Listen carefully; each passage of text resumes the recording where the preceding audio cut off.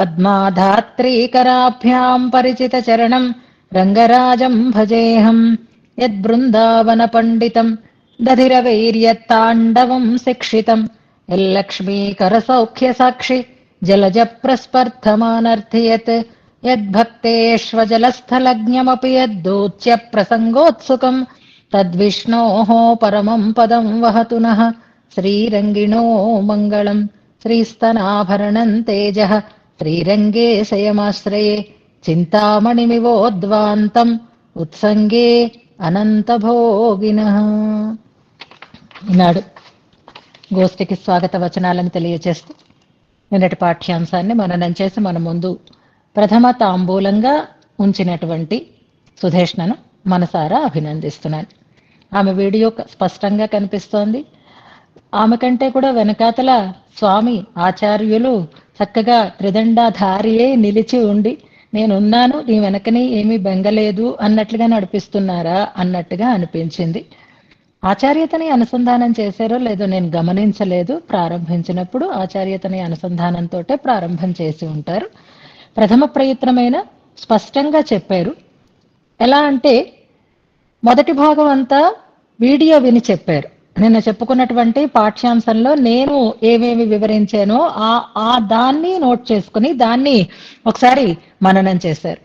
Second పార్ట్కి వచ్చేసరికల్లా పుస్తకంలో గ్రంథంలో ఉండేటటువంటి అంశంలో ఉండే మాటలనే యథాతథంగా రాసుకొని చక్కగా వాటిని చదివారు. అంటే ఇటు పుస్తకము పరిశీలన చేసి అటు ఆడియో కూడా విని వీడియో కూడా వింటూ రెండింటినీ కలుపుకుంటూ అందంగా చదివారు. అంటే అందంగా ఆ గొంతులో ఒక రకమైనటువంటి సున్నితత్వం కనిపించింది. ఉచ్చారణలో కానీ ప్రెజెంటేషన్లో కానీ ఆ రకమైనటువంటి ఒక వినయాన్వితమైనటువంటి ఒక శబ్దం వినిపించింది.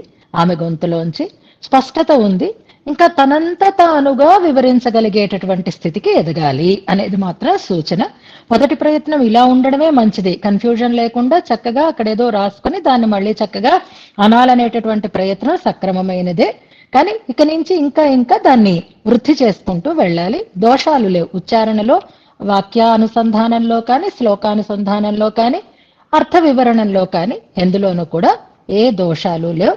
చక్కగా శ్రద్ధగా ఈ ప్రయత్నాన్ని కూడా ప్రారంభించి ఈ వ్యాసంగానికి కూడా శ్రీకారం చుట్టి ఈ రకంగా సద్గ్రంథాధ్యయనాన్ని సఫలం చేసుకుంటూ మంచి విషయాలని అర్థం చేసుకుని 10 మందికి అందించేటటువంటి ప్రయత్నంలో శుభారంభం చేసినందుకు సుధేష్ణని మనసారా అభినందిస్తూ ఆమెకి ఇతోధికమైనటువంటి ఆచార్య అనుగ్రహం, భగవద్ అనుగ్రహం, ప్రత్యేకించి రంగనాథుని అనుగ్రహం కలగాలి అని ప్రార్థన చేస్తూ ఈనాటి వ్యాసంగాన్ని మనం ప్రారంభం చేసుకుందాం శ్లోకానుసంధానంతో. 90వ శ్లోకం 91 నుంచి అనుసంధానం చేస్తాం. శ్రీవత్స చిహ్నమిశ్రేభ్యో నమ ఉక్తిమధీమహే యదుక్తయస్త్రయీ కంఠే యాంతి మంగళసూత్రతాం కిరీటచూడరత్నరాజిరాధిరాజ్యసూచిక ముఖేందు కాంతిరున్ముఖం తరంగితే వరంగిణః శిఖారత్నోద్దీప్రం దిశి దిశి చ మాణిక్యమకరీల సత్శృంగం రంగప్రభుమణికిరీటం మనుమహే సముత్తుంగస్ఫీతం చిదచిదధిరాజశ్రియ ఇవ ప్రియాక్రీడం చూడామణిమపి నితంబం తమభితః విహరతు మయి రంగిణశ్చూళికా భ్రమరకతిరకోర్ధ్వపుండ్రోజ్వలం ముఖమృతతటాకచంద్రాంబుజ స్మయహర శుచిముక్తమందస్మితం ముఖపుండరీకముపరిత్రికంటకం తిలకాశ్చ కేసర సమాస్సమౌక్తికాః ఇహ రంగభర్తురభియన్మధువ్రత ప్రకర శ్రియం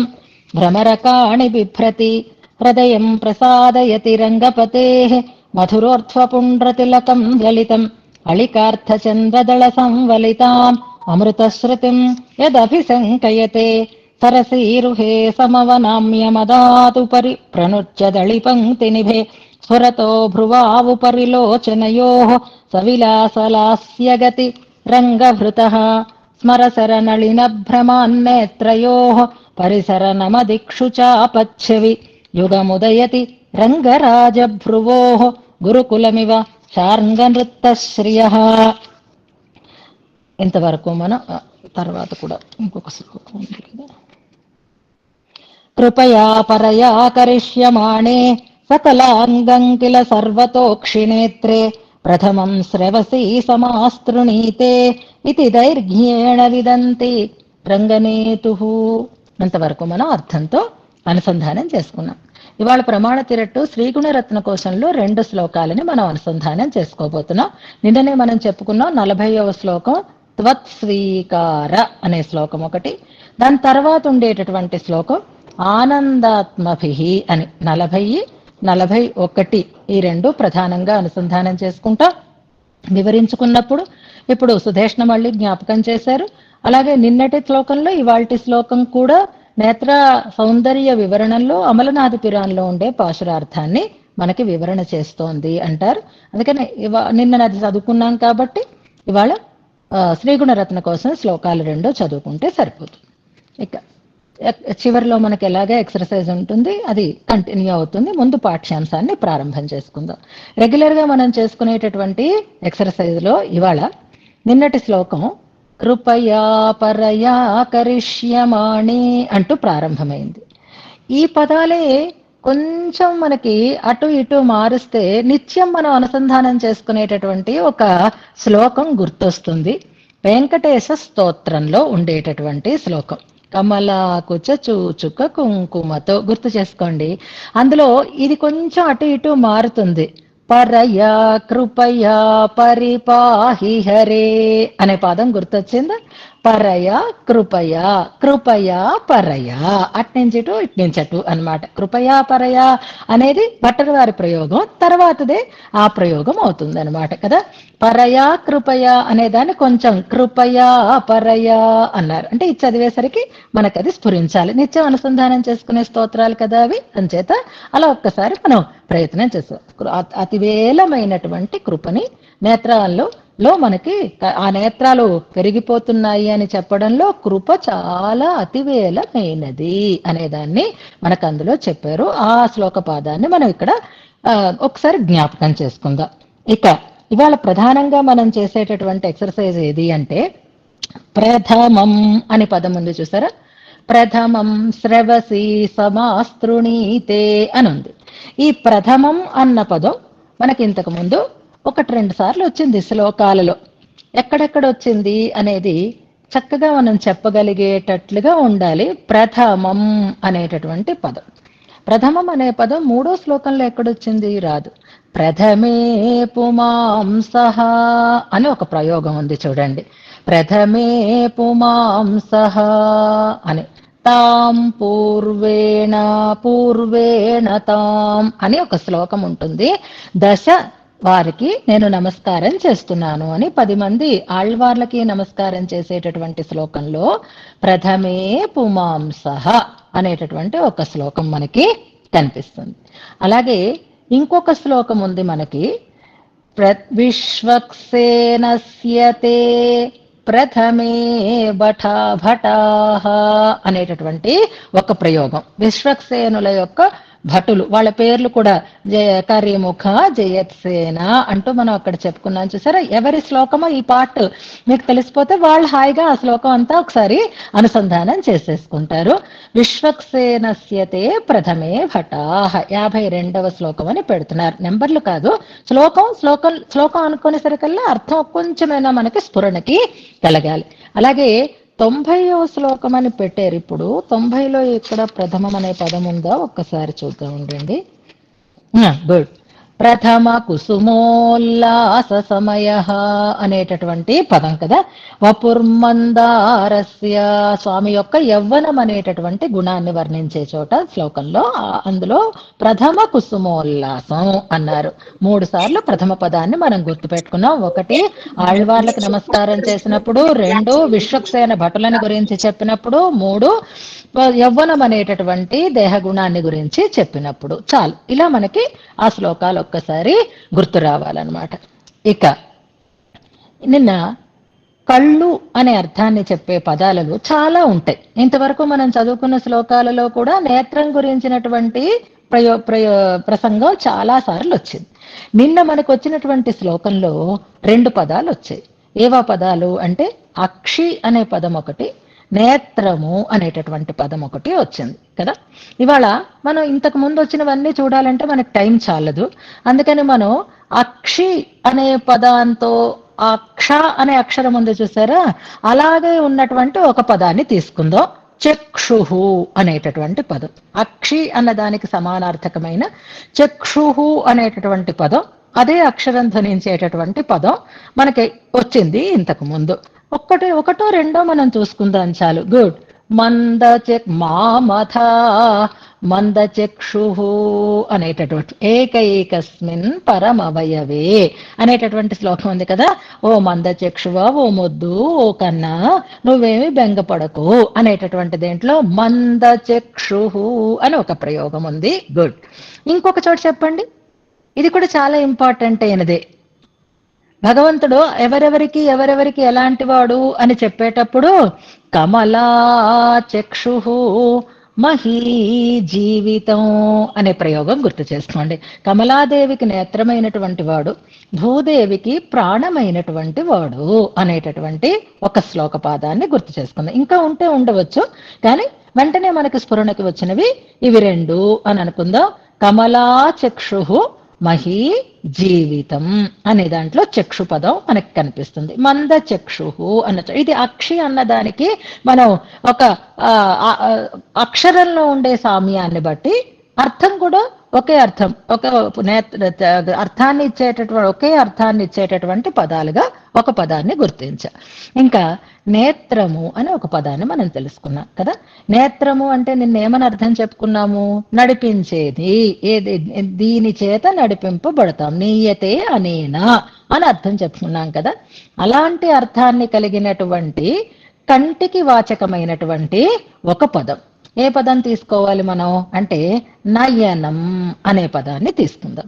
నయనం అనే పదం కూడా నేత్రము అనేటటువంటి అర్థాన్ని ఇచ్చేదే, నడిపించేది అనే అర్థంలో నయనం. ఇంకా లోచన పదం ఉంది, ఇలాంటి పదాలు చాలా ఉన్నాయి. కానీ మనం ఇవాళ చక్షుహు అనే పదం అక్షి అన్నదానికి తీసుకుంటున్నాం. నేత్రము అనే పదానికి అర్థం వచ్చేటట్లుగా నయనం అని తీసుకుందాం. లోచన ఇప్పుడు వద్దు, మళ్ళీ లోచన పదం వచ్చినప్పుడు లోచనాన్ని గురించి చూద్దాం. ఇప్పుడు నయనం అనే పదం మనకి స్ఖలిత నయనం అని ఒక శ్లోక పాదం గుర్తు చేసుకోండి. శేషశయ్య అక్కడ లోచన వస్తుంది. నయనం అన్నదానికి నయనం అన్నదానికి ఇంకొక శ్లోకం మనం చెప్పుకుందాం. నెంబర్లు పెడితే వెతుక్కోవడం కష్టం కదా. నయనం అంటే స్ఖలిత నయనం శేషశయ్యనం అనేది నయన పదానికి ఒకటి ఉంది కదా. ఇంకా చాలా ఉంటాయి. 59వ శ్లోకం. నేను నెంబర్లు పెడితే నేను చెప్పలేను, శ్లోకం మొదలు పెడితేనే మనం చెప్పుకోవాలి. ఆమౌళి అన్నదానికి 83లో నయన పదం ఉందా? ఉండే ఉంటుంది, గమనించుకోండి మీరు. నాకైతే శ్లోకాలు అన్నీ రాదు కాబట్టి చెప్తున్నాను. నయనం అనే పదాన్ని కూడా మనం నేత్ర పదా చేత చెప్పబడే లాంటి అర్థమే ఇచ్చేటటువంటి నేత్రవాచకమైనటువంటి మరొక పదం అని అనుకుంటూ మనం ఇప్పుడు తర్వాతి శ్లోకానికి వెళదాం. 98, 99, 100 శ్లోకాలలో రంగనాథుని యొక్క పెరియ పెరుమాళ్ళ యొక్క నేత్ర సౌందర్యం వర్ణింపబడుతోంది అని అనుకున్నాం. ఇవాళ మనం చెప్పుకోబోయేటటువంటి శ్లోకంలో నేత్ర వైభవాన్ని చెప్పుకుంటున్నప్పుడు శృతి ప్రమాణాన్ని మనం తీసుకోవాలి. కప్యాస శృతిలో చెప్పబడినటువంటి అర్థం ఇందులో మనకి స్పష్టంగా కనిపిస్తుంది. దాన్ని సమన్వయం చేసుకుందాం, జాగ్రత్తగా గమనించుకుంటూ వెళదాం అన్నమాట. మనం ఇవాళ కప్యాస శృతిని భగవద్ రామానుజుల వారు ఎలా వివరించారు, అలా వివరించడానికి వారికి ఆళ్వార్ల దివ్య ప్రబంధాలలో ఏ భావాలు స్ఫురించేయి, ఏ పదప్రయోగం ఆళ్వార్ల ఏ పాసురాన్ని బట్టి చేశారు అనేది ఇంతకు ముందు మనం ఒకసారి ఎక్సర్సైజ్ చేసి వాటిని ఒక చోట నోట్ చేసి కూడా పెట్టుకున్నాం. మీకు గుర్తుందో లేదో, కొన్ని గిఫ్ట్లు మీకు నేను ఇచ్చాను బహుమానాలుగా మీరు చేస్తున్నటువంటి కృషికి. అందులో కప్యాస శృతిని అలా అంత అందంగా భగవద్ రామానుజులు వివరణ చేశారు అంటే దివ్య ప్రబంధం పట్ల వారికి ఉండేటటువంటి ప్రీతి, దాని అనుభవం వల్ల అని అనుకుని గంభీరాంబ అని ఎందుకన్నారు, దానికి మూలమైన పాసురం ఏది, అలాగే ప్రతి దానికి మూలమైన పాసురం ఏది అనే దాన్ని ఒక చోట నోట్ చేసి పెట్టారు. అప్పట్లో చాలా మంది ఆ షీట్ గ్రూప్ లో కూడా షేర్ చేశారు. మరి ఏ సందర్భం అనేది నాకు గుర్తులేదు. ఇవాళ మనం ఎక్కడికి వెళదాము అంటే, ఇక్కడ నేత్రాల సౌందర్యం దగ్గర ఎక్కడ ఏది మనకి అక్కడ అలా మనం నోట్ చేసుకున్నప్పుడు, పాసురాలు అనుసంధానం చేసుకున్నప్పుడు పాసురాన్ని పదాలని అమలనాదిపిరాల్లో ఉండేటటువంటి నిన్న మనం అనుసంధానం చేసిన పాసురం కూడా ఒక చోట మనం సమన్వయం చేసుకుందాం అన్నమాట. ఎక్కడ అంటే పుండరీకదళ అమల ఆయతేక్షణుడు అని చెప్పారు. శృతి ఏం చెప్పింది అంటే పుండరీకమేవమక్షిణి అంది, అంతే. పుండరీకాక్షుడు అంది తప్ప ఆ పుండరీకానికి ఇంకా విశేషణాలని చెప్పలేదు. అందుకే రామానుజుల వారు కూడా వివరించిన పుండరీకాక్ష అనేస్తే చాలు. కానీ ఆయన ఆ పుండరీకానికి కూడా మరికొన్ని విశేషణాలని చేర్చారు. దళ అమల ఆయత అనేటటువంటి విశేషణాలని చేర్చారు. అలా ఎందుకు చేర్చారు అంటే, ఇదిగో ఆళ్వార్ల అనుభవము అంటూ అక్కడ ప్రధానంగా అమలనాది పిరాన్లో ఉండేటటువంటి పాసురాన్ని మనం నోట్ చేసి పెట్టుకున్నాం. ఎవరిదైనా తర్వాత వెతుక్కోండి, ఖచ్చితంగా మీరు చేశారు. దాన్ని పేపర్ మీద కూడా పెట్టుకున్నాము. ఆ పేపర్ కూడా మనం షేర్ చేసుకున్నాం గ్రూప్ లో. ఇప్పుడు ఒకసారి మనం దాన్ని ఈ పాసురం దగ్గర మాత్రం చెప్పుకుందాం. ఇప్పుడు అవన్నీ చెప్పుకుంటే మనకి చాలా టాస్క్లు ఉన్నాయి కాబట్టి వాటన్నిటిలోకి వెళ్ళొద్దు. ఇప్పుడు 99వ శ్లోకాన్ని అనుసంధానం చేస్తున్నాను, జాగ్రత్తగా గమనించండి. శ్రవో నాసారోధాత్ తదవధికడోలాయితగతే విశాల స్ఫీత ఆయద్ రుచిర శిశిర ఆతామ్రధవళే మిథో బద్ధ స్పర్ధ స్ఫురిత సఫరద్వంద్వలలితే క్రియాస్తాం శ్రీరంగ ప్రణయి నయనాబ్జే మయి దయాం. చాలా మంచిగా సులభంగా చదువుకోవచ్చు అలా హాయిగా కళ్ళు మూసుకొని. మనం కళ్ళు మూసుకొని రంగనాథస్వామి నేత్రాలను సేవిస్తూ, వాటిని భావిస్తూ, వాటిని మనోనేత్రంతో దర్శిస్తూ, పెరేపెరుమాళ్ళు అలా నిద్రిస్తూ ఉండేటటువంటి సమయంలో మూసుకొని ఉన్నట్లుగా ఉండవు నేత్రాలు, విచ్చుకొని ఉన్నట్లుగా ఉంటాయి నేత్రాలు. అలాంటి ఆ నేత్ర దర్శనం చేస్తూ ఈ శ్లోకాలని అనుసంధానం చేసుకుంటే ఎంత ఆనందం చెప్పండి. మీరు ఇంత చక్కగా కృషి చేస్తున్నారంటే ఈ కృషి మీకు ఊరికే పోదు. ఈ పార్ట్ ఎవరు నేర్చుకున్నారో, ఈ శ్లోకాలు కంఠస్థ వచ్చిన వాళ్ళు హాయిగా రాత్రి పడుకున్నప్పుడు ఆ స్వామిని తలుచుకుంటూ ఈ శ్లోకాలు చదువుకుంటూ నిద్రలోకి జారుకోవచ్చు. అలాగా ఒక లాభం ఎప్పటికీ మనకి కలిగేటట్లుగానే సాగుతోంది ఈ ప్రయత్నం అన్నమాట. ఒక్కసారి మళ్ళీ చదువుతాను. ఇందులో 2వ పాదం దగ్గర పదాలు విరుచుకోవడం జాగ్రత్తగా గమనించండి. శ్రవో నాసారోధాత్ తదవధికడోలాయితగతే విశాల స్ఫీతాయద్రుచిర శిశిరాతామ్రధవళే ఇమితో బద్ధ స్పర్ధ స్ఫురిత సఫరద్వంద్వలలితే క్రియాస్తాం శ్రీరంగ ప్రణయి నయనాబ్జే మయి దయా. ఈ శ్లోకంలో క్రియాపదం క్రియాస్తాం అన్నది క్రియాపదం. దీనికి ముందు మాట చెప్తాను. ఈ క్రియాపదం మనకు అర్థం కావాలి అంటే, ఇప్పుడు చూడండి, గోష్ఠిలో ఏదైనా పుట్టినరోజు, పెళ్లి రోజు, మరొకటో ఏదైనా విశేషమైనటువంటి రోజైతే చివరిలో మీరు ఇవాళ మా అబ్బాయి పెళ్లి రోజునో, మా పెళ్లి రోజునో, మరొకటనో మా పుట్టిన రోజునో చెప్పి అమ్మ మంగళాశాసనాలు చెయ్యండి అని అడుగుతున్నాం. పెద్దలను ఎవరినైనా కూడా మనం అలాగే అడుగుతాం. మనం ప్రాక్టీస్ అలా చేసుకుంటున్నాం. ఎవరిదైతే వారి పేర్లు చెప్పి వాళ్ళకి మంగళం కలుగ్గాగా, మంచి కలుగ్గాగా అని రోజు నేను చెప్తున్నాను ఆ సందర్భాల్లో.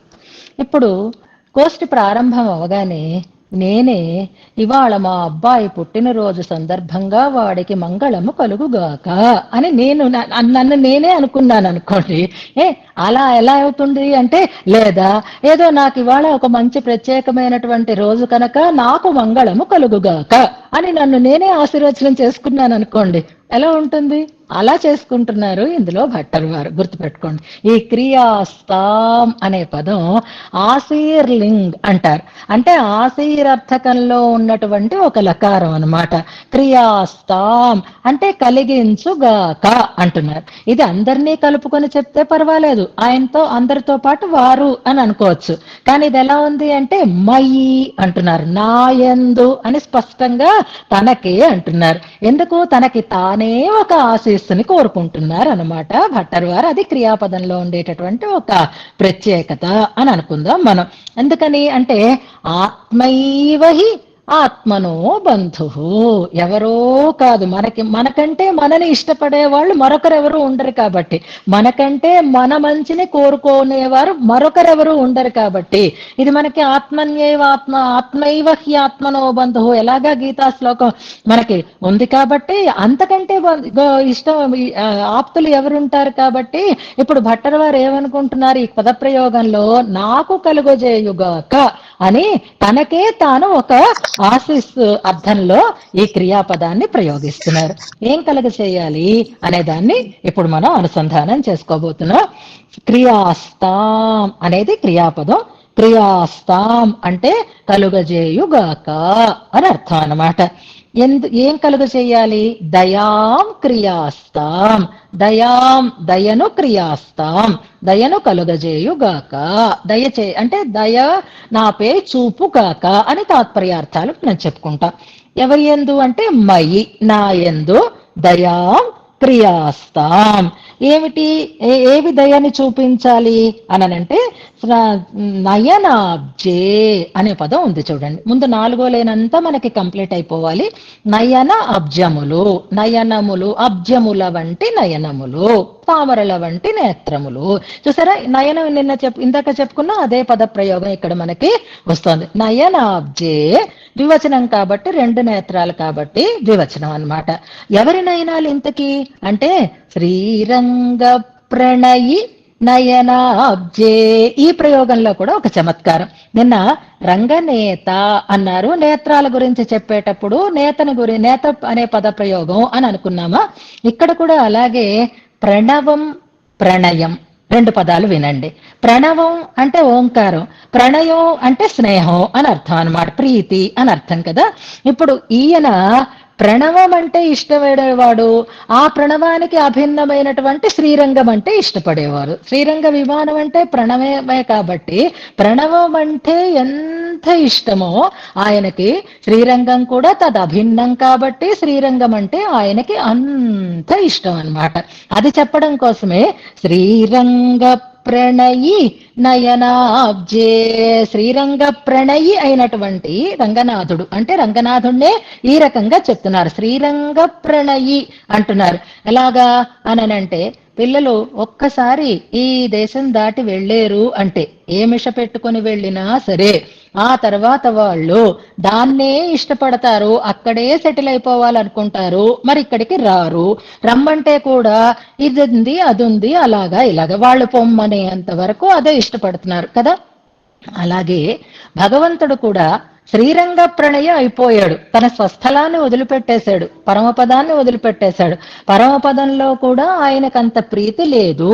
అందుకే మనం శ్రీరంగం అనే పదానికి అర్థం చెప్పుకున్నప్పుడు క్షీరాబ్ధేర్ మండలాద్భానోహ అనేటటువంటి ఒక శ్లోకాన్ని చదువుకున్నాం. రతింగతః, ఈ స్థలమునందు ఆయన ఇష్టాన్ని పొంది ఉన్నాడు కనుక దీన్ని రంగం అని అంటారు.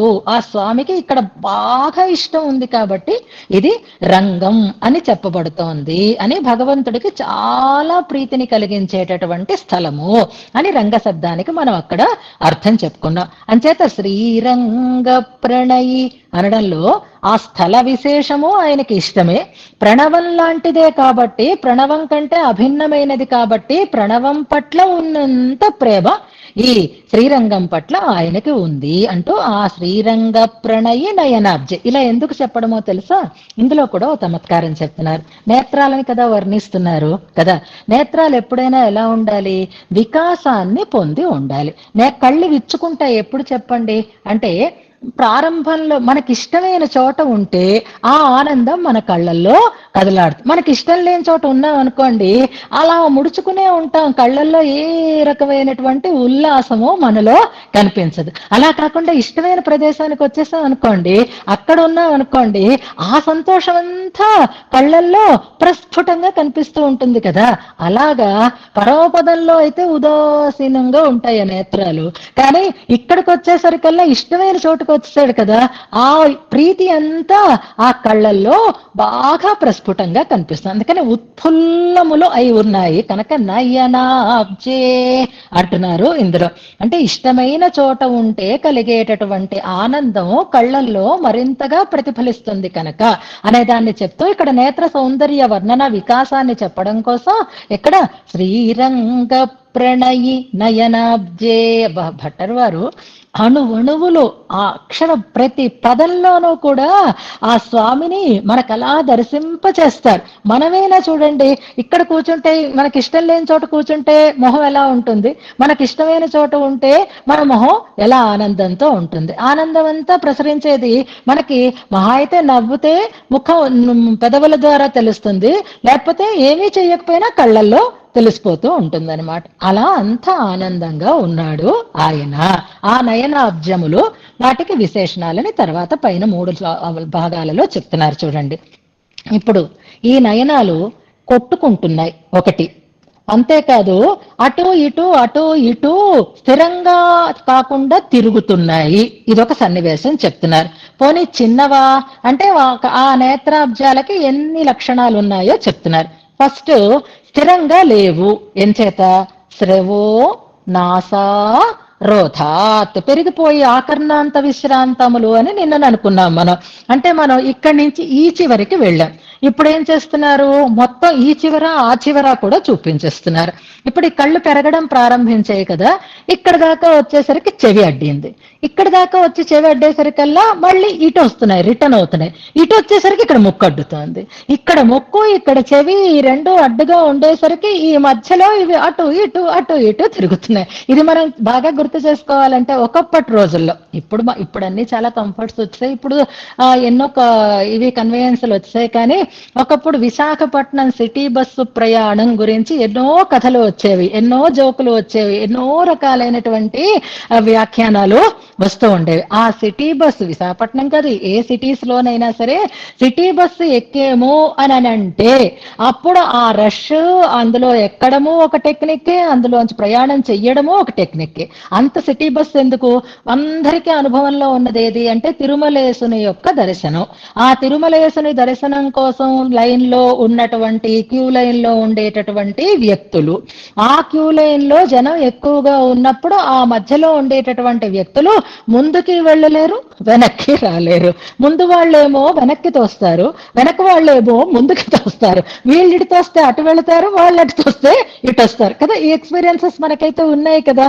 ఇప్పుడు ఈ కంటికి కూడా పాపం పరిస్థితి అలాగే ఉంది. ఇటు వెళితే చెవి తడుతోంది, ఇటు వస్తున్నాయి. ఇటు వచ్చేసరికల్లా ముక్కు తడుతోంది, ఇటు వెళుతున్నాయి. శ్రవో నాసా రోధాత్, ఇటు అటు కూడా రెండు అడ్డుతూ ఉంటాయి. రోధం అంటే అవరోధం అన్నమాట, అడ్డు ఉండడం చేత. తదవధిక, అంతవరకే వెళ్ళగలుగుతున్నాయి అనమాట. అంతవరకు పెరుగుతూ డోలాయితగతే, ఆ ముక్కుకి చెవికి మధ్యని పాపం అటు ఇటు అటు ఇటు ఊగుతుందట పాపం. అంతే కదా, ఇంకా లైన్ లో మధ్యలోకి వెళ్ళిపోయిన తర్వాత మనం అడుగు కూడా వెయ్యక్కర్లేదు, వాళ్ళే మనని ఆ పెరుమాళ దాకా తీసుకుని వెళ్ళిపోతారు. మనం కదలకపోయినా అవి నడిపించేస్తుంది క్యూ లైన్ లాగా. తదవధిక డోలాయితగతే, అలా డోలాలు అంటే అటు ఇటు అటు ఇటు ఊగులాడుతూ ఉండేటటువంటి సన్నివేశం కలిగినవి నేత్రాలట పాపం. ఇంకా ఎలా ఉన్నాయి అంటే పోనీ అవేమైనా చిన్నవా, చిన్నపిల్లలైతే ఆ లైన్ లో కనపడకుండా ఉంటారేమో. కానీ ఇప్పుడు ఇక్కడ ఊగిసలాడుతున్నటువంటి నేత్రాలు ఎలాంటివి? విశాల, చాలా విశాలంగా ఉన్నాయి. స్ఫీత, అన్ని ఒక్కలాగే అనిపిస్తాయండి. వీటిని ఇంకా తర్వాత మనం వివరించుకుంటాము. విశాలం, కంటికి విశాలమైన కళ్ళు అంట, విశాలమైన నేత్రాలు. స్ఫీత, ఇది కూడా మనకు ఒక పదం వచ్చింది ఇంతకు ముందు, సముత్తుంగ స్ఫీతం అని కిరీటాన్ని గురించి వర్ణించినప్పుడు క్రీడా పర్వతంలా ఉంది, అది సముత్తుంగంగా ఉంది. స్ఫీతము, అది కూడా విశాలంగా ఉంది. అక్కడ స్ఫీతం అంటే విశాలము అని మనం చెప్పుకున్నాం. ఇప్పుడు ఇక్కడ స్ఫీతం అనే పదానికి విశాలము అని చెప్పుకోవాలంటే విశాలాన్ని ఇంకో పదం ఉంది కాబట్టి ఇక్కడ స్ఫీతము అంటే పెద్దది అని చెప్పుకోవాలి. విశాల, స్ఫీత, ఆయత. ఆయతం అంటే సాగి ఉన్నది, అంటే పొడుగు, వెడల్పు, సైజు, 3 వచ్చాయి అన్నమాట 3 పదాలతో. విశాలం అంటే వెడల్పు, స్ఫీతం అంటే సైజు, ఆయతము అంటే పొడవు అని అనుకుందాం. విశాల స్ఫీత ఆయత్, ఆయతము కాకుండా ఆయద్రుచిర అలా ఉండడం చేత రుచిరంగా ఉన్నాయి. అందమైనటువంటి కళ్ళు. పెద్ద కళ్ళు ఉన్న గేదె కళ్ళలా ఉంటే బాగుండదు కదా, అవి కమలాలలో ఉండాలి, కానీ పెద్ద కన్ను అన్నంత మాత్రం చేత బాగుండదు కదా. అందుకని రుచిరా అందమైనటువంటి నేత్రాలట. శిశిరా చల్లని నేత్రాలు, ఎప్పుడూ తడిగానే ఉంటాయి, ఎందుకంటే ఎప్పుడూ కృపారసం అందులో ఊరుతూనే ఉంటుంది, నిండి ఉంటుంది కాబట్టి ఆ రసంతో అవి ఆర్ద్రమైన వస్తువు చల్లగా ఉన్నట్లుగా శిశిరా చల్లటి నేత్రాలట. ఆతామ్ర ధవళే, తామ్రం అంటే ఎరుపు, ధవళం అంటే తెలుపు. ఆతామ్ర ధవళములు, ఇక్కడ జాగ్రత్తగా గమనించండి, మనం చదువుకున్నందుకు ఇదే ఒక మనకి విచక్షణ అన్నమాట. మనకి ఆ అనేటటువంటి ఒక ఉపసర్గ ఒక శ్లోకంలో మనం వివరించుకుందాం. ఆమౌళి రత్న మకరా పునరాచ పద్భ్యాం అనేటటువంటి ఒక శ్లోకం దగ్గర ఆ అనేది ఒక ఉపసర్గ, ఆ ఉపసర్గకు అర్థం అభివిధి, అంటే పైనుంచి కింద దాకా, మళ్ళీ కింద నుంచి పై దాకా అనేటటువంటి అర్థాన్ని మనం చెప్పుకున్నాం. అంటే అక్కడ ఆసమంతాత్ అంటే పూర్తిగా అనే ఆ ఉపసర్గకి అర్థం చెప్పుకున్నాం. కానీ ఇక్కడ ఆతామ్ర ధవళే అన్న చోట ఉపసర్గకి అర్థాలు అన్ని చోట్ల ఒక్కలా ఉండవు, ఆయా ప్రయోగాన్ని బట్టి దానికి అర్థం చెప్తూ ఉంటారు, రకరకాలైన అర్థాలలో ప్రయోగింపబడుతూ ఉంటాయి. ఇక్కడ ఆంగ్ అనేటటువంటి ఉపసర్గ ఏ అర్థంలో చెప్తున్నారట అంటే ఈషదర్థం అంటారు, అంటే కొంచెం ఎర్రగా ఉన్నా అని అర్థం అన్నమాట. ఆతామ్రం అంటే చివరలలో కొంచెం ఎర్రజీరలు ఉన్నాయి, అంతేకాని మొత్తం నేత్రం అంతా కూడా ధవళంగా ఉంది, తెల్లగా ఉంది. ఆతామ్ర ధవళే, ఈషత్ తామ్రములై ధవళములుగా ఉన్నటువంటి నేత్రములు. మరి కళ్ళు తెల్లగా ఉంటాయా, కళ్ళు ఎర్రగా ఉంటాయా, కళ్ళు నల్లగా ఉంటాయా అంటే నల్లగాను ఉంటాయి, తెల్లగాను ఉంటాయి. కళ్ళు నల్లగా ఉండడం అనేదే అసలు సహజమైనటువంటి లక్షణం కనుక సహజమైన లక్షణాన్ని వదిలేసి చెప్పక్కర్లేదు, స్వభావ సిద్ధంగా నల్లగా ఉన్నాయి, అందులో తెలుపు కనిపిస్తోంది, అందులో ఎరుపు కనిపిస్తోంది అని ఆతామ్రధవళే. ఆతామ్ర దగ్గర జ్ఞాపకం పెట్టుకోండి, తన్నంతా ఎర్రగా ఉంది అని కాదు, కంటి చివరలు ఎర్ర జీరలతో కూడి ఉన్నాయి అనే అర్థంలో మనం ఇక్కడ చెప్పుకోవాలి. ఎన్ని విశేషణాలు చెప్పారు చూడండి. విశాల స్ఫీత ఆయత్ రుచిర శిశిర ఆతామ్రధవళే, ఇవి ఆ నేత్రాలకు ఉండేటటువంటి, ఆ నేత్రాలు పూర్తిగా మనకి చూపించేశారు. ఇంకా అలా నేత్రాలను చూస్తూ మైమరిచిపోతూ ఉంటే ఆ కళ్ళు వాటిలో వాటి కొట్టుకుంటున్నాయండి. ఇదేంటి పిల్లలు ఇంతవరకు బాగానే ఉన్నారు, హాయిగా ముద్దుగా చదువుకుంటున్నారని అప్పుడే తల్లి అలా పక్కకు వెళ్లేసరికల్లా వీళ్ళిద్దరూ జుట్టు పట్టుకొని కొట్టుకుంటూ ఉంటే ఎలా ఉంటుంది? ఆ కొట్టుకోవడం ఇవి కొంచెం గంభీరంగా కొట్టుకుంటున్నాయి, జుట్లు పట్టుకోలేదు, ఒకటి ముట్టుకోవడానికి అవకాశం లేదు, ఎందుకంటే మధ్యలో ఒక అడ్డు ఉంది, అదే ముక్కు అనమాట. అందుకే నువ్వు ఇక్కడ కూర్చో, ఇద్దరు ఇటు నుంచి అటు కదలడానికి వీల్లేదని అమ్మలు ఆంక్షలు పెడుతూ ఉంటే వాళ్ళు అలా కూర్చొని వెక్కిరించుకుంటూనో ఏదో ఇది చేసుకుంటూనో దెబ్బలాడుకుంటూ ఉంటారు కదా పిల్లలు, వాళ్ళ పనికి ఎక్కడ అడ్డుండదు ఎన్ని ఆంక్షలు విధించినా. ఇప్పుడు ఈ నేత్రాలు రెండూ కూడా మిథోబద్ధ స్పర్ధ అంటున్నారు, వాటి మధ్యలో స్పర్ధ వచ్చిందిట. ఎందుకు ఆ స్పర్ధ? ఆ కళ్ళకు ఒకదాని మీద ఒకటికి స్పర్ధ ఏమిటండి మరిని? మనమే ఇంత డిసోఫిస్టికేటెడ్ గా ఇంత మంచిగా ఏ టీంలోనూ ఎవరు కూడా ఒకరితో ఒకరు పోల్చుకోకూడదు, టీంలో ఉన్న వాళ్ళు కూడా ఒకరితో ఒకరు సుహృద్భావంతో కలిగి ఉండాలి. ఇన్ని పాఠాలు మనం చెప్పుకుంటూ ఉంటే మరి రంగనాథుడి నేత్రాలు అవి ఆచరణలో చూపించాలి కదా. ఎందుకు అవి కొట్టుకుంటున్నాయి? ఎందుకు వాటి మధ్యలో స్పర్ధ ఎందుకు కలుగుతుంది అని అంటే స్పర్ధ కలగాలి ఎప్పుడు అంటే ఒక టీం వాళ్ళు చెప్తూ ఉంటే, టీంలో 6 ఉంటే ఒక ప్రశ్న వేస్తే అందరూ నేనే చెప్తాను అని ముందుకొస్తున్నారు అనుకోండి, ఆ స్పర్ధ మనకి మంచిగా అభినందించదగినటువంటి స్పర్ధ అవుతుంది అన్నమాట.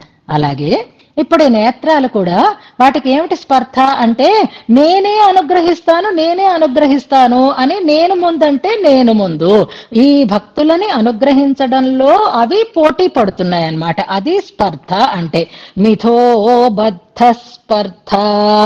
ఆ స్పర్ధతోటి స్ఫురిత, ఇంతకు ముందు మనకు వచ్చింది స్ఫురిత శఫరదీర్యత్ అనేటటువంటి శ్లోకంలో, స్ఫురిత శఫరద్వంద్వ లలితే సఫరద్వంద్వం అంటే చాపల జంట అని అర్థం. ఒకదానితో ఒకటి స్పర్ధతో పోటీ పడుతూ త్రుళ్ళి పడుతూ ఉండేటటువంటి చాపల జంటలాగా అందంగా ఉన్నాయి నేత్రాలు అని ఇందులో చెప్తున్నారన్నమాట. స్పర్ధ దేనికి అంటే అనుగ్రహించటం కోసం. అనుగ్రహించటం ఎందుకు అంటే కృప ఉంది కనుక. కృప ఎందుకు ఉంది అదంతే, అది సహజ లక్షణం అన్నమాట. కృప అనవధికంగా ఉంది. అనవధికంగా కృప కలిగి ఉండడం అనేది స్వభావ సిద్ధమైనటువంటి లక్షణం. ఆ కృపని ప్రసరింప చేయటానికి బద్ధ స్పర్ధతో ఉన్నాయి నేత్రాలు. అందుకే ఆ బద్ధ స్పర్ధతోటి అవి స్ఫురితములు అవుతున్నాయి. చాపకి త్రుళ్ళి పడడం అనేది ఒక సహజమైనటువంటి లక్షణం అన్నమాట. అలాగే అబ్జానికి వికసించి ఉండడం అనేది ఒక సహజమైనటువంటి లక్షణం. ఇక్కడ చాపలుగాను చెప్తున్నారు, అబ్జాలుగాను చెప్తున్నారు. అంటే ఒక సరస్సులో మనకి చేపలు ఉంటాయి, ఒక సరస్సులో మనకి తామరలు కనిపిస్తాయి. అలాగే స్వామి, ఈ కృపా సముద్రుడైనటువంటి స్వామిలో ఈ నేత్రాలు ఒకప్పుడు చేపలుగాను అనుకోవచ్చు, ఒకప్పుడు అరవిందాలుగాను మనం భావించవచ్చు. అరవిందాలకు ఉండే లక్షణాలు ఉన్నాయి, చేపలకు ఉండేటటువంటి లక్షణాలు ఉన్నాయి. చేపల్లాగా త్రుళ్ళి పడుతున్నాయి, ఊగిసలాడుతున్నాయి, అటు ఇటు కదలాడుతున్నాయి. లేదా అరవిందాలు కూడా ఊగిసలాడుతూ ఉంటాయి చూడండి. ఆ నదిలో అలా కిందని కాడు ఉంటుంది, పైనే పువ్వు ఉంటుంది, పువ్వు కదులుతూ ఉంటుంది. డోలాయి తగతే, ఒకసారి గుర్తు చేసుకోండి. ఎందుకు కదలాలి, ఎందుకు కదులుతుంది పువ్వు అంటే గాలికి కదులుతుంది కదా, లేదా వీచీలకి కదులుతుంది, ఆ తరంగాలకి కదులుతుంది కదా. తరంగాలైనా ఎప్పుడు వస్తాయి, నిండుగా నీరుంటే తరంగాలు వస్తాయి కదా. నిండుగా ఉంది కరుణ, అందుకే కదిలిస్తోంది. లేదా కరుణ అనేది గాలి, ఆ కరుణ అనేటటువంటి గాలితోటి ఈ నేత్రాలు డోలాయితగతే కదలాడుతున్నాయి అని ఆ రకంగా కూడా అనుకోవచ్చు. అలాంటి శ్రీరంగ ప్రణయి నయనాబ్జే, రంగనాథుడు శ్రీరంగం అంటే ఇష్టపడేటటువంటి ఆ స్వామి యొక్క నేత్రముల ద్వయము మయి నాయందు దయాం క్రియాస్తాం, దయను కలుగజేయుగాక అంటున్నారు. దయని కురిపించుగాక అని ఇందులో స్వామి యొక్క నేత్ర సౌందర్యాన్ని వర్ణిస్తున్నారు. ఈ నేత్రాలు ఒక అద్భుతమైనటువంటి నిండైనటువంటి నీరు కలిగినటువంటి నదులు అని కూడా మనం అనుకోవచ్చు, తర్వాత చెప్తారు. కానీ ఇందులో ప్రధానంగా మనం ఇప్పుడు ఏం చూడాలి అంటే అమలనాది పిరాల్లో ఉండేటటువంటి ఆ పాసురంలో ఉండే పదాలు, ఇక్కడ భట్టర్ వారు ప్రయోగించినటువంటి పదాలు, వీటికి ఉండేటటువంటి సామ్యం జాగ్రత్తగా మనం ఒక్కసారి చూద్దాం. అందులో మనకి కావలసిన లైను పెరియవాగి పుడై పరందు మిళిర్ందు సెవ్వరియోడు నీండ అప్పెరియవాయ కణ్గళ్ అనేది వారి ప్రయోగం అన్నమాట. ఈ పదాలు ఇక్కడ ఉండేటటువంటి విశాల స్ఫీతాయచ అనేటటువంటి పదాలతో మనం సమన్వయం చేసుకోవాలి. ఇక్కడ ఉన్నది భట్టర్ వారి శ్లోకంలో లేనిది ఏది అంటే కరియవాఘి అనేటటువంటి పదం, నల్లనైనా అని. ఆ నల్లతనం మరి ఎందుకు చెప్పలేదు భట్టర్ వారి ఇక్కడ అంటే వేరే చెప్పాల్సిన అవసరమే లేదండి. ఆ నల్లతనం అనేది కంటికి సహజమైన లక్షణం. ఇప్పుడు జుట్టు నల్లగా ఉంది అని ప్రత్యేకించి చెప్తున్నాము అంటే ముసలాడా ఏంటి అని అర్థం వస్తుంది.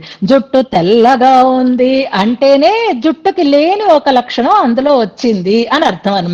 అంచేత సహజమైనటువంటి లక్షణాన్ని చెప్పాల్సిన అవసరం లేదు కనుక అది స్వభావ సిద్ధంగా నల్లగా ఉండే కళ్ళల్లో తెలుపు ఉంది, అలాగే ఎరుపు ఉంది అనే దాన్ని మాత్రమే మనకి ఇందులో తెలియచేస్తున్నారు. కనుక కరియవాగి అని చెప్పకపోవడానికి కారణం అది స్వభావ సిద్ధమైనటువంటి లక్షణం కనుక.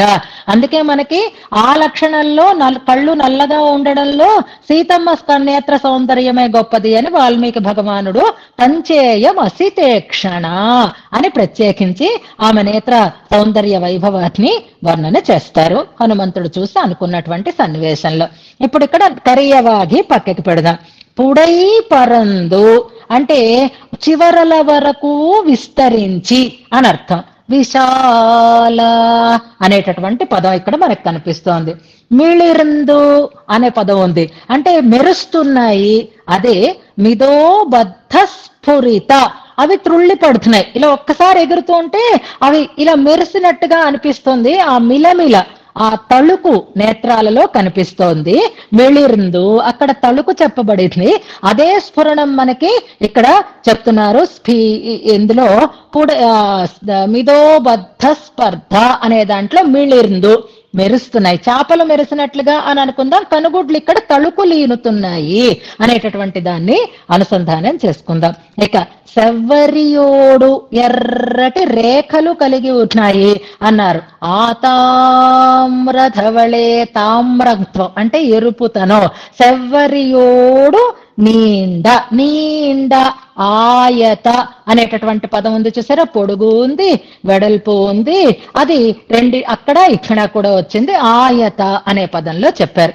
ఇంకా మళ్ళీ ఇంత చెప్పారా, ఇంకా చాలదన్నట్టు. ఇవాళ 2 శ్లోకాలు చెప్పుకుందాం అనడం, ఒక్క శ్లోకంతో సరిపెట్టుకోవడం అనే స్థితి మనకు ఎలా ఉంటుందో అలాగే ఆ స్వామికి తిరుప్పాణరికి కూడా నేత్రాలు నిన్ను చెప్పారా, అంత పుడై పరధ్ము అంటేనే విస్తరించేయి అని అన్నారా, నీండ అన్నారా, ఇంకా సాగతీశారా, ఇంకా అంటున్నారు అప్పెరియవాయ అంటున్నారు. మళ్ళీ ఆ పెద్ద కళ్ళు, మళ్ళీ అప్పెరియ ఎందుకు, ఆ పెరియ అనే పదం మళ్ళీ ఎందుకు, వీటిలో అది గతార్థం అయిపోయింది కదా.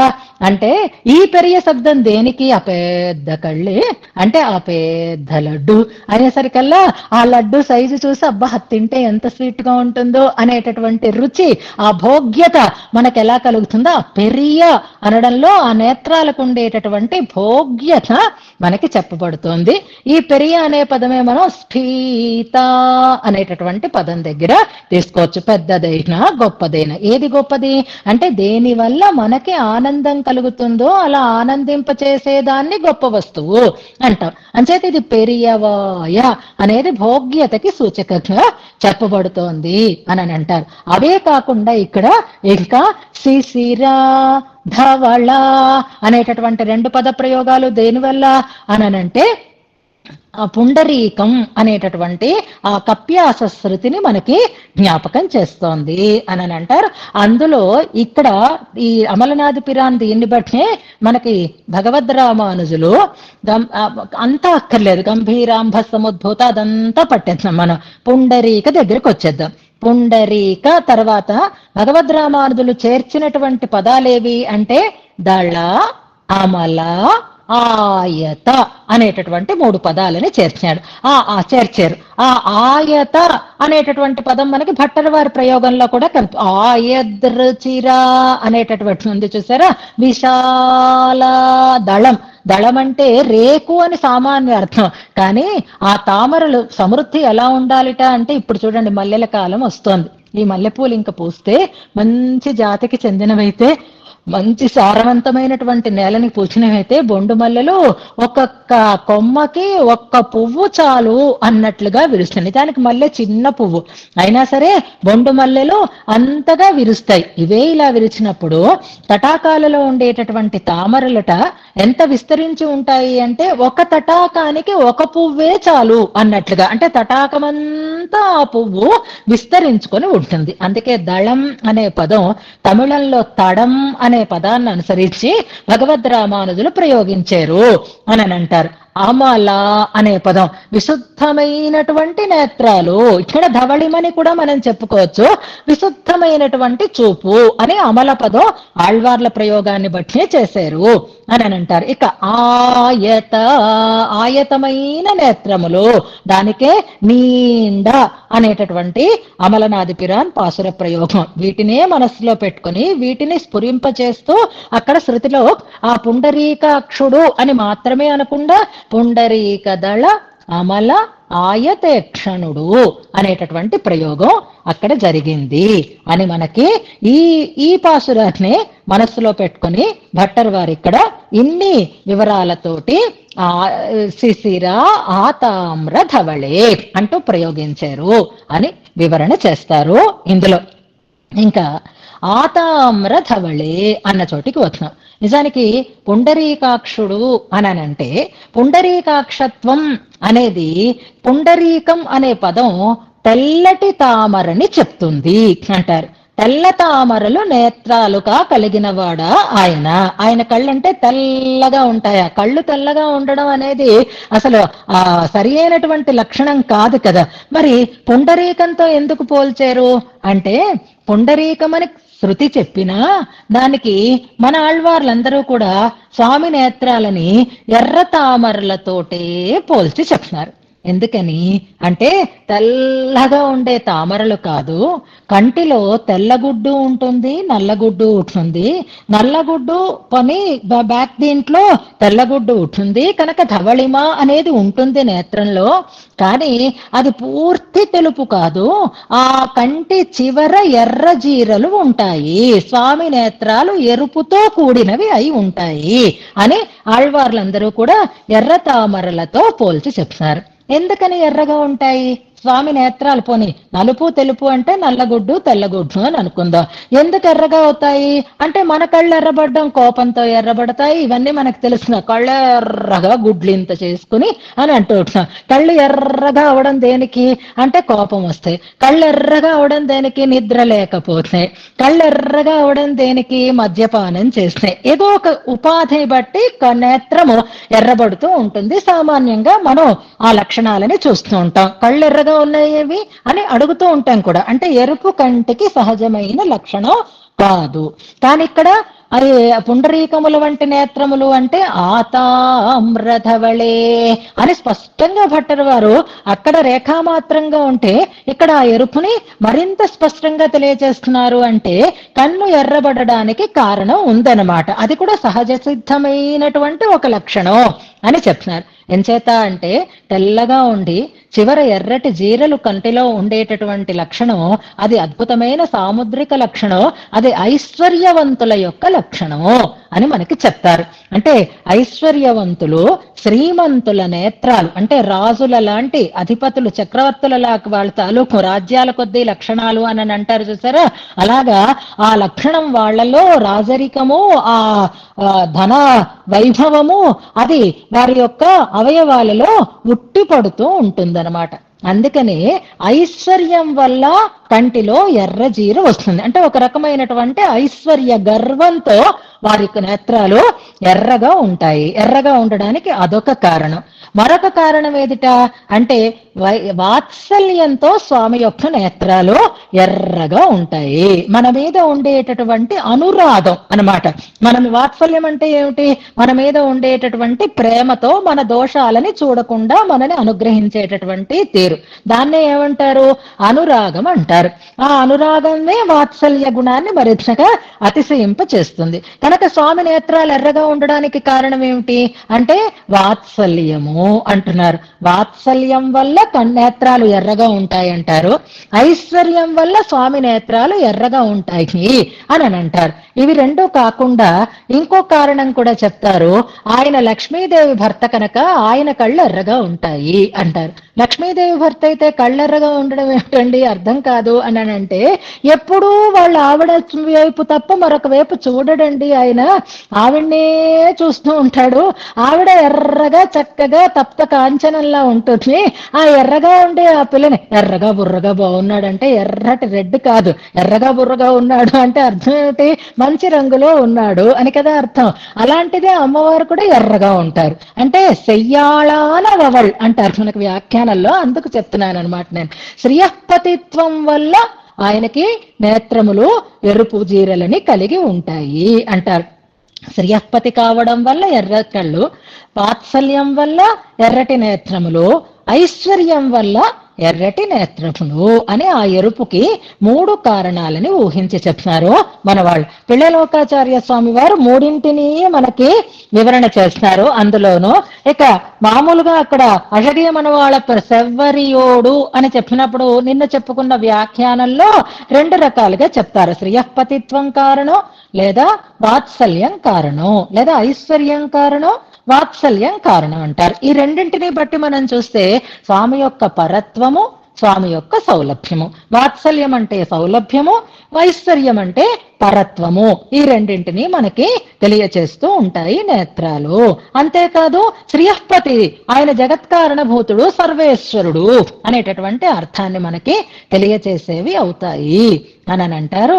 అందుకే స్వామి నేత్రాలు అమ్మని ఎప్పుడూ చూస్తూ ఉండడం చేత ఆ మధుపానం చేత ఎర్రబడి ఉంటున్నాయి. నిజంగా కళ్ళు ఎర్రబడ్డాయి అంటే మధుపానం కంటే పెద్ద ఉపాధి మరొకటి లేదు. స్వామి కూడా మధుపానమత్తుడే అయి ఉన్నాడు.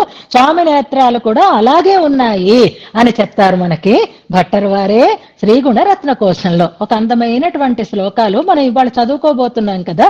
అత్వత్స్వీకార కళావలేప కలుషాః రాజ్ఞాందృశో దుర్వచాః అనేటటువంటి శ్లోకం మీరు చదువుదురు గాని. ఇప్పుడు భట్టరు వారు అమ్మ ఎదురుగా వచ్చినారు. మనం రంగనాథుడినే కాదు, రంగనాయకుని కూడా అర్థంతో అనుసంధానం చేసుకుందాం అనుగ్రహిస్తే. ఆ శ్రీగుణరత్న కోసం కూడా మనం ఇలాగే హాయిగా అనుసంధానం చేసుకుందాము. ఈ ఒక్క శ్లోకం చూడండి.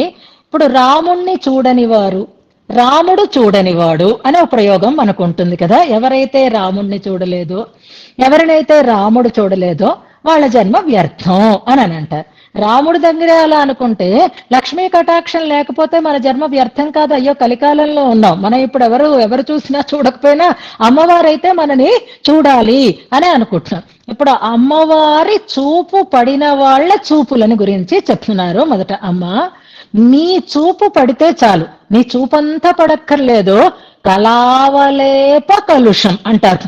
అమ్మ యొక్క కడగంటి చూపు ఈషన్ మాత్రం పడితే చాలు వాళ్ళకి రాజరికం వస్తుంది, రాజయోగం పడుతుంది, మహదైశ్వర్యం వాళ్ళకి కలుగుతుంది అని మనకి శ్రీస్థుతిలో కూడా చివరిలో మనం అనుసంధానం చేసిన యస్యాః కటాక్ష వీక్షాక్షణ లక్ష్యం లక్షితాః మహేశాః స్యుః అని అనుసంధానం చేస్తాం. అదే చెప్తున్నారు అమ్మ. నువ్వు చూస్తే వాడు గొప్ప ఐశ్వర్యవంతుడై ఆ కళ్ళల్లో ఆ ఐశ్వర్య లక్షణం కనిపిస్తుంది. అలాంటి వాళ్ళ నేత్రాలని వర్ణించడం చాలా కష్టం అంటారు. అంటే అమ్మ చూపు పడిన వారి నేత్రవర్ణనే చాలా కష్టం. అంత అద్భుతమైనటువంటి వన్నె కలిగి ఉంటాయి ఆ నేత్రాలు. ఇక అమ్మని చూసేవాడిని చూసి అమ్మని చూస్తూ ఉండడం చేత నిత్యం త్వన్ మధుపానమత్త మధుప అంటూ స్వామి అమ్మనే చూస్తున్నాడు. అమ్మేమో ఎవరిని చూస్తే వాళ్ళ ఐశ్వర్యవంతులు అవుతున్నారు. అమ్మని ఎవరు చూస్తే ఆయన ఏమవుతున్నాడు అంటే మొత్తం సర్వేశ్వరుడు అయిపోతున్నాడు. ఆయన అమ్మ వైపు చూశాడు చాలు సర్వేశ్వరుడు అయిపోయాడు. ఆయన ఎలా అయిపోయాడు అంటే ఒక సర్టిఫికెట్ వచ్చేసింది, ఒక అవార్డు వచ్చేసింది. ఎవరు ఇచ్చేసారు? వేదం ఇచ్చేసింది. ఏమని ఇచ్చేసింది? పుండరీకాక్షుడు అని సర్టిఫికెట్ ఇచ్చేసింది. పుండరీకాక్షుడు ఎలా అయినాడు అంటే అమ్మని సదా చూస్తున్నాడు. లక్ష్మీదేవి అనేటటువంటి మధువుని పానం చేస్తున్నాడు. ఆ నేత్రాలలో మంచిగా మత్తిలి ఉన్నాయి. ఆ నేత్రాలలో ఆ పుండరీకాక్షత్వం అనేది ఇంకా బాగా కనపడింది. అందుకే వేదం తెలుసుకుంది ఎవరు లక్ష్మీపతో ఆయనే పుండరీకాక్షుడు అని. ఆయనకొక స్థాయి కలిగింది, సర్వేశ్వరత్వం ఏర్పడింది. అంటే అమ్మని చూడడం వల్ల సర్వేశ్వరుడు అయినాడు, అమ్మ చూడడం వల్ల మహారాజులు రాజయోగాన్ని పొందుతున్నారు.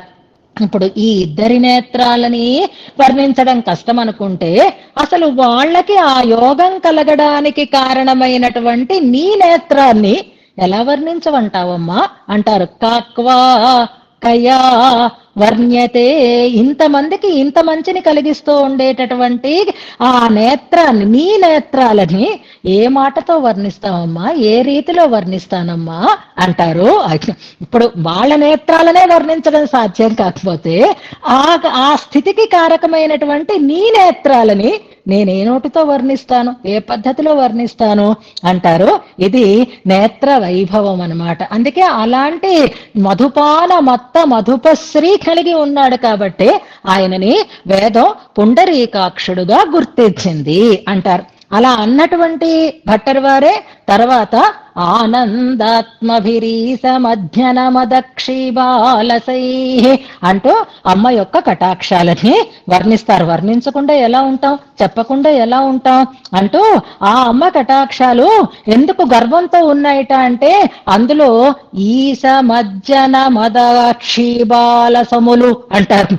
భగవంతుణ్ణి కూడా ముంచేశాం కదా అని గర్వంతో హాయిగా ఒక రకమైనటువంటి హేళగా అవి ఉన్నాయి అని అంటారు. భగవంతుణ్ణి మునిగిపోయేటట్లుగా చేస్తున్నాయి, మనని తడిపేస్తాయి అమ్మ యొక్క రుచూపులు. సంప్లావిత అస్మాదృశై అంటారు, మన మీద పడుతున్నాయి, అమ్మ స్వామిని అందులో మునిగిపోయేటట్లుగా చేస్తున్నాయి అని అమ్మ కటాక్షాలని గురించి భట్టర్ వారు వర్ణిస్తారు. అంచేత ఆతామ్ర ధవళే అన్న చోట ఆ ఎరుపుతనం కలగడానికి, పుండరీకాక్షత్వం ఏర్పడడానికి, అదే ఆయన యొక్క సర్వేశ్వరత్వ సూచకమైనటువంటి ఒక చిహ్నము అనడానికి కారణం అమ్మే అంటారు. అందులో అలాంటి నేత్రాలు మయి దయాం క్రియాస్తాం, నా యందు దయను కలిగించుగాక, నాపై దయని చూపుగాక అంటున్నారు. ఇందులో అలాంటి స్వామి యొక్క దయకి నేను పాత్రుడను కావాలి.